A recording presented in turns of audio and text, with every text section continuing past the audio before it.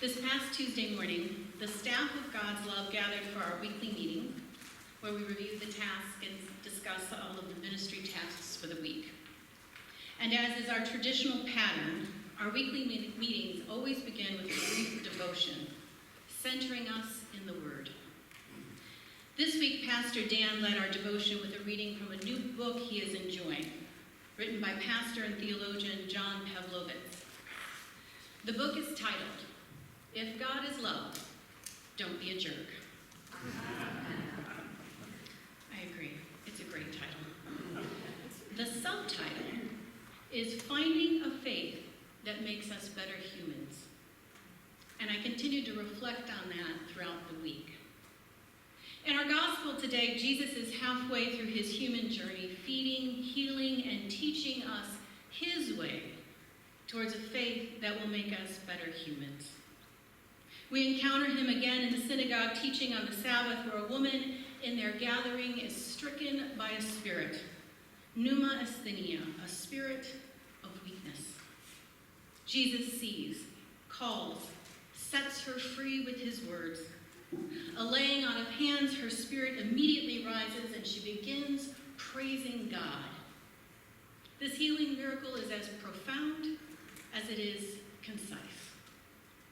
And yet what immediately follows is a voice of rejection. And this is a strange first response to the healing of one of their own congregational members. The recognized leader of this house of worship rises indignantly to reject Jesus' healing work on the Sabbath. Perhaps Jesus' miracle has stolen his Sabbath morning thunder. However, the leader offers a traditional and historically faithful interpretation of the law to support his point of view, citing Moses' words on the third commandment. And as the text notes, others in their gathering agree. Yet Jesus points out this is a narrow interpretation of Sabbath law, and it is not being faithfully applied across all aspects of living for their place and time. The Israelites do not unmercifully ignore the Sabbath needs of their animals, even if this is out of economic necessity. Is not a daughter of Abraham as valuable in God's eyes? The leader is not applying the law equally, nor is his narrow interpretation being adhered to by God's people, rendering not the law, but the interpretation hypocritical. Most simply put, it's as if Jesus is asking, is this a faith that makes us better humans? After our morning devotion last Tuesday, Pastor Dan casually mentioned an excerpt from Pastor Pavlovitz's book he had found particularly funny. It's a story about the author getting trapped in his pants. Now stay with me here. I'm going to get you there, I promise. Okay? I was intrigued. It's not something image that leaves one's mind quite easily. So I went out and I found the excerpt online. As the story goes, Pastor Pavlovitz was thumbing through his closet when he found a beloved pair of pants from his youthful 20-something years. He writes this: as I stared reverently at the glorious, acid-washed relic of my youth gone wild, suddenly, a voice in my head that strongly resembled my own said, you know, I bet they still fit. Like the crafty serpent tempting Adam and Eve in the garden, the voice dared me forward. Go ahead, try them on. At 51 years old, I still consider myself in pretty good shape, so I answered back with reckless hubris, why not? I was about to get a definitive answer. As one might surmise, this did not end well for Pavlovitz. His 1980s skinny jeans were about as narrow as our synagogue leader's interpretation of the law. His beloved pants no longer fit. However, so unable was Pavlovitz to resist temptation, he insists on cramming describing the endeavor as a high-intensity cardio training, hopping violently like a stationary sack race participant in his closet. He professes to a brief, momentary feeling of victory and satisfaction at the conclusion of his workout, until he writes, "I felt the waistband sharply digging into my skin, and my legs started to lose feeling quickly to the lack of blood flow." He came to the sobering reality that he was now trapped in his pants. So it is with us. When we hold on to old ways of thinking, when we reverently cling to narrow interpretations of our scriptures, we risk getting trapped by our own reckless hubris into hypocrisy. And like Pavlovitz and his pants, our actions will contradict our thinking. Pavlovitz writes, "If I had expired there in that closet, my cause of death would have been listed as unintentional spandicide, caused by reckless arrogance. It would have been a classic case of user error. No one would have blamed the pants. They may have functioned back when I bought them, but they certainly weren't designed to contain me 30 years and 4 inches of girth later. I wasn't supposed to fit in them any longer, and I shouldn't have tried." That's how you find yourself in peril in your bedroom closet. That's how we find ourselves in peril in the church.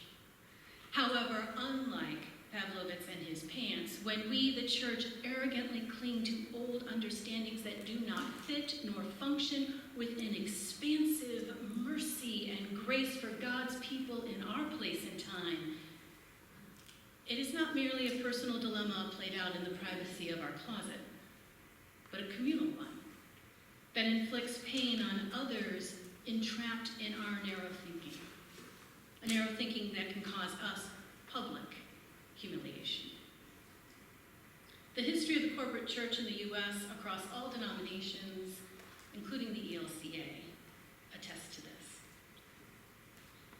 Jesus came to set us free from this bondage. Beginning of Luke's gospel, Jesus announced his mission at the synagogue, proclaiming, "The Spirit of the Lord is upon me because he has anointed me to bring good news to the poor. He has sent me to proclaim release to the captives, recovery of sight to the blind, to let the oppressed go free, to proclaim the year of the Lord's favor." In Luke, Jesus' entire ministry is grounded in Isaiah's message of mercy and grace, which colors his interpretation of Sabbath law. Jesus recalls Moses' final words, "Remember that you were a slave in the land of Egypt, and the Lord your God brought you out of there with a mighty hand and an outstretched arm. Therefore, the Lord your God commanded you to keep the Sabbath day." Therefore, participating in God's healing, liberating love on the Sabbath is the more expansive expression of the Sabbath's meaning for our Lord Jesus Christ. This is the 3rd time Jesus has healed on the Sabbath, and it hints at what is to come. For Christ's face is set towards the most expansive expression of God's mercy and grace, the cross, which leads to resurrection. Christ loosens all bonds that oppress, including releasing us from a spirit of weakness that cripples our thinking and holds us captive. And when Christ speaks, releasing us from this bondage, the crowds rejoice at the wonderful things he is doing. Last week, Religion News reported on the ELCA's church-wide gathering, its first assembly since the COVID pandemic. The assembly approved a memorial encouraging ELCA members to support creative programs of restorative justice in partnership with Indigenous peoples. This includes land acknowledgements and more. Christ spoke a word of healing, and the crowds rejoiced at the wonderful things he is doing. The assembly approved a memorial authorizing a review of its social statement on human sexuality to make sure that its wording reflects current church understanding, church policy, civil law, and public acceptance of same-gender and gender nonconforming couples. Christ spoke a word of healing, and the crowds rejoiced at the wonderful things he is doing. The assembly approved a memorial directing the ELCA Church Council to establish a commission for a renewed Lutheran church, to reconsider the principles of our organizational structure, the statements of purpose for our churches, synods, church-wide organization, with particular attention to our shared commitment to dismantle racism. Christ spoke a word of healing, and the crowds rejoiced at the wonderful things he is doing.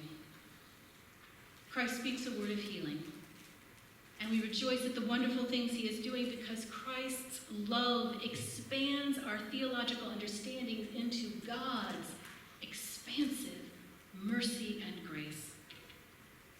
Christ speaks a word of healing, and we rejoice at the wonderful things he is doing because he is leading us towards a faith that will make us better humans.